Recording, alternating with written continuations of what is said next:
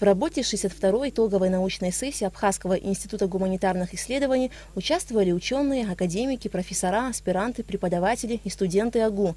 За прошлый год институт провел ряд значимых научных конференций, подготовил к изданию труды видных абхазских ученых. Институт занимается изучением абхазского языка, истории Абхазии, этнологии, фольклора, литературоведения. По каждой теме наши ученые работают, и мы успели издать русско-абхазский словарь, подготовили к изданию 5 томов Омара Бекова. Идет подготовка издания трудов Трапша, 5 томов.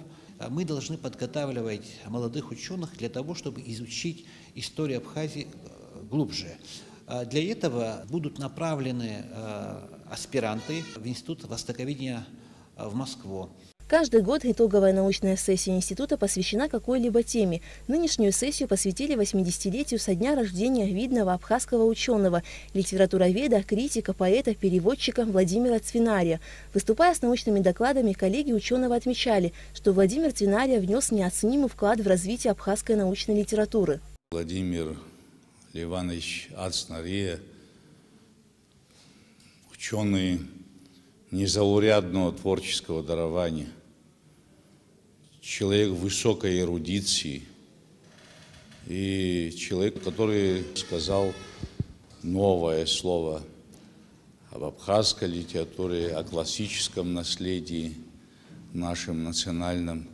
Взять хотя бы монографию, посвященную теории стиха, абхазского стиха. Да, были статьи, были публикации, посвященные этой очень сложной тематике, но он впервые обобщил весь опыт теоретически, и он на основе этой работы защитил докторскую диссертацию в Москве. Владимир Цвинария – автор более 60 научных трудов, основными из которых являются работы по изучению творчества Баграта Шинкуба, очерки по истории абхазской литературы, работы о строении лирических произведений и многие другие.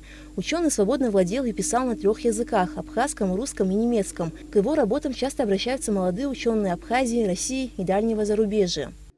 Есть такая книжка «Брцкал». Настолько увлекательно, настолько таким ярким стилем, изящным стилем он пишет о структуре абхазской поэтической речи, о пластических образах, природе абхазского стиха, абхазского слова.